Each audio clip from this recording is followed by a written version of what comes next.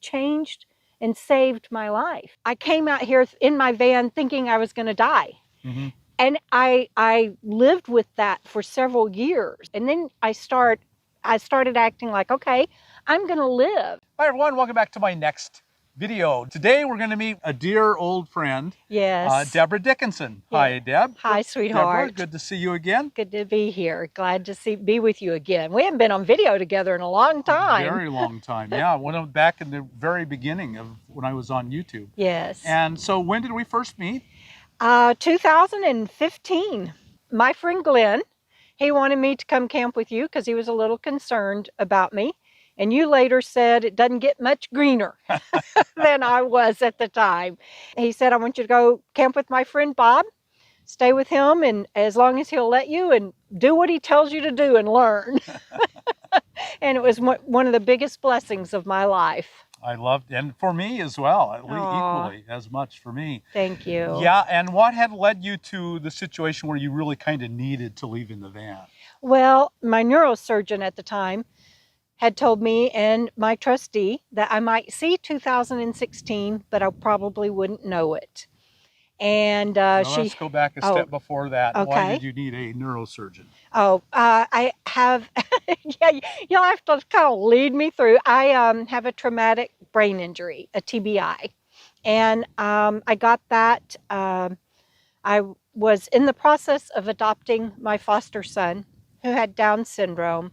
And he had an episode, and long story short, I ended up in a coma, and it just was the gift that kept on giving. And 10 years later, I had brain surgery, and then we got that announcement that day. My then trustee, Leslie, took me to lunch and said, sweetheart, what is it you want to do? Now's the time to figure that out. And I said, I want to hit the road. I guess it was 3 months later, that's what I did. Right, and you emailed me. Yeah, and you were very gracious. Right. I was in Texas and you were in Arizona.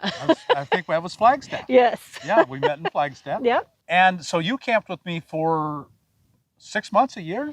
It was close to a year because we then, of course, after a few months, met up with Jamie and Kendall and Sue Ann, and it pre-RTR and then RTR. And you got a good solid foundation under you. Oh, Bob, the best. I've been blessed to be able to keep my skill of writing, and I had a dream of writing books, and I've been able to do that.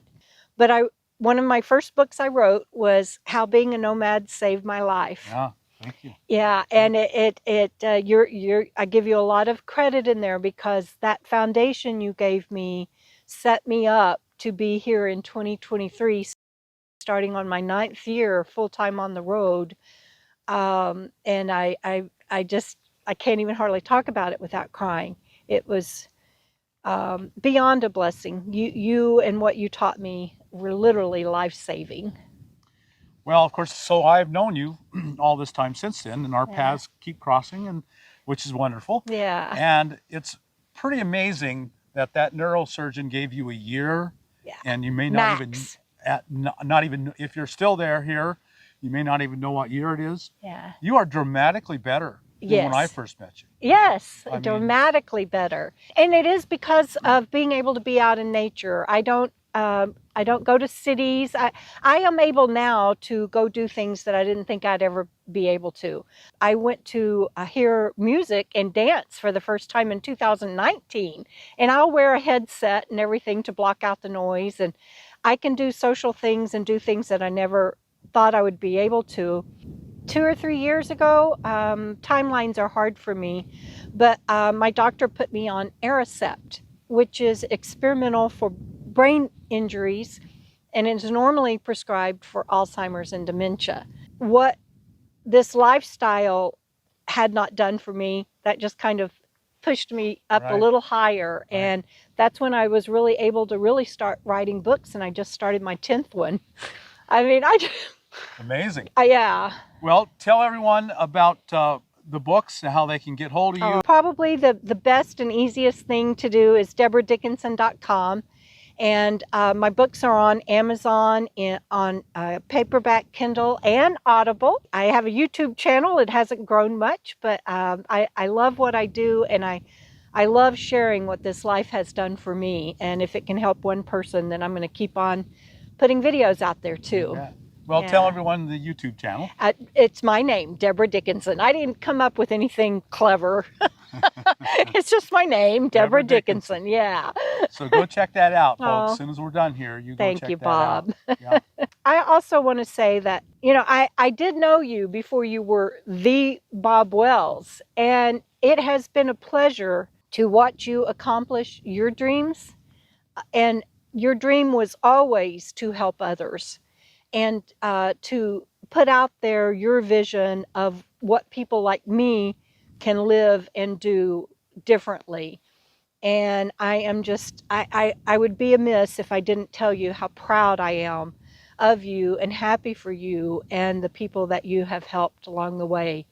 I was one of the first, but I'm just thrilled that the success you've had. Well, thank you. I very much appreciate that. Yeah. Yeah, that's very kind of you. You're now in a pretty nice RV. I am. So why don't you give us a timeline of the rigs you've been in? So I had this dream of traveling when I retired, before the brain surgery. And so I had the plan before all of that happened to retire and travel. I thought that I would have a toy hauler.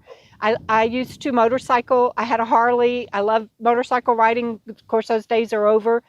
And I just envisioned that's what I would do, coast to coast, border to border. And so I had bought a vintage Class B and was redoing her head to toe. And she actually caught fire. And then I was in a bumper pool, and all of that was before I even hit the road. And then when everything went south with my brain, so to speak, I ended up buying that cargo van. Mm-hmm. No insulation, not even a bed. You built my first bed. Do you remember that? I hadn't. Yeah, in Sedona, right on the edge of the Red Cliffs. You built me my first bed. I was on the floor in a sleeping bag. I guess I do remember that. Yeah. So I'm very, very blessed by that. And I was in that van for 5 years. I got this in 2020. You had actually put this rig on your channel when Tiki owned it. Mm-hmm. It's not even the same rig anymore. But Tiki owned it, and then she sold it to friends of mine, but it didn't even make it back to their house. They had to put a new transmission, or have the transmission rebuilt, and they just wanted to get rid of it because it was clear it needed one thing after another, one thing after another. And I was very blessed. They sold this to me for only $3,000. That's nice. Yeah. But I will tell you, since then, I've put in about $20,000. Yes. So everybody thinks, oh, I'm going to get this beater and I'm going to live in it happily ever after. And that's true. But you just need to know it doesn't stop there. You know, this old girl has needed a lot of work. But what a blessing she has been. Yeah. And I've been blessed to be able to get that done. And for me, living on Social Security, I don't have a choice. It's not, I made mistakes as my brain injury progressed and my diagnosis progressed. I made the mistake of trying to hold on to all my worldly goods. I cashed in my retirement to save my house. I just made one financial mistake after another. And so by the time that I hit the road, I'd pretty much lost everything. I don't have a choice, but I have a rig that I've got about 25,000 in. If something major does go wrong, like the engine or something, then I'm just off the road. I'll have her towed somewhere, and that's the end of the line for me. And so that's the other reality. It's like, are you going to keep sinking money into it? And if you don't have a choice, if you are financially strapped like me to where you're living month to month, and you have to keep putting money into it to keep her rolling, what happens when you can't? What's your backup plan? And I've had to give that a hard look. And I don't want to talk about it. I don't want to think about it. I'm saying it's not going to happen, because every time something has happened on her, I've been blessed, even if it's earth angels stepping up to help me. I had somebody that loaned me some money to get something major done on her, and let me pay them back $100 a month. I mean, I am blessed beyond belief, and not everybody might have that opportunity. So when you buy a beater, think about those things, because your life, if it breaks down, can change overnight. Yes, sure. But you are on very low income. Do Yes. you mind if we talk about your income? Anything that can help anybody, I'm an open book for that. Okay. Yeah. And how much were you making back then? If I remember correctly, it was just under 900. That's what I remember. Yeah, it was just under 900, and that bed that you built me cost 100, and that was a strap. It was like, you were like, "Oh, we can do it for less than 100," and I was like, "Okay," but we did. Yeah, and so that's Social Security. It is disability, but it's my Social Security that I paid into. I don't know why people have such a hard time with somebody being on disability, and I will never understand that, where the compassion, where the empathy, where the heart is around that. But for anybody that wants to jump on that bandwagon, hey, I worked since I was 14 years old and paid into Social Security since I was 16. This month it just went up to $1,500. So, yeah, woo! Of course, the cost of everything has gone way up since then. Yes, yes. But I think it's important for people to know that they're like, "Oh, but you sell books and you have YouTube and you know, blah blah blah blah blah." Well, I'm not CheapRVliving. You know, my channel hasn't grown. I don't know why, but check me out. I make anywhere, some months, you know, you have to make $100 or you don't even get a check. So there's some months I don't even get a check from YouTube, and then some months I'll make as much as $200. And I make anywhere from around $50 a month off my books. But then I have to turn around and buy books to sell. And so that $50 a month that I get usually goes right back into the book sales. So I pretty much am out here living off of my Social Security month to month. Right. So it can be done. It can be done. Yeah, you have to really budget. Yes. You have to really budget. But you do it. We do it. And you're happy. I am so happy. I'm so happy and blessed ever since the day I left Texas to head for you. Good. Good. I'm glad to be in a small part in your story. Thank you, Bob. I hope it helps people.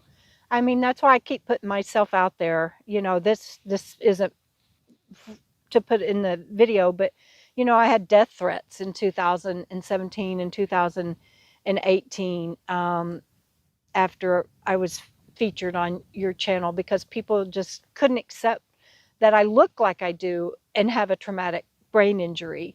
And it was brutal. I hid for a long time. I didn't even get to go to the 2018 RTR because I was so scared. There's actually 2 FBI files, active FBI files, because they were pretty bad. I keep putting myself out there though, in case it helps somebody. Because it is important. I mean, it changed and saved my life, and it can do that for other people. I've known a lot of people over the years, and I'm sure you have as well, that have gotten a diagnosis of a year, 2, 3 years to live. They come out here to die, and they end up living far longer than the prognosis. Yes, I'm a case in point. My life out here has had several reiterations, not just to go from a van to the RV, but I came out here in my van thinking I was going to die. Mm-hmm. And I lived with that for several years. And then it's like, I haven't died yet. Maybe I'm not going to. And then I started acting like, okay, I'm going to live. And then I'm like, well, maybe I can write my books after all. So I start writing books. And then it's like I got 1 written, 2 written, 3 written. And like I said, I just started my 10th one. And now I am just living with abandon. I don't even, you know, it's been a progress. And I'm thrilled about it. Well, Debra, thank you so much for sharing your story with us. You bet. I really appreciate it. I appreciate you. So folks, next we're going to go in and take a look around inside her RV. So come back for that video. And thank you so much for joining us. And I hope you've been inspired. I'm sure you have been. And if you got anything out of this video, like us on YouTube, subscribe to the channel, hit that thumbs up button, and we'll talk to you later. Bye now.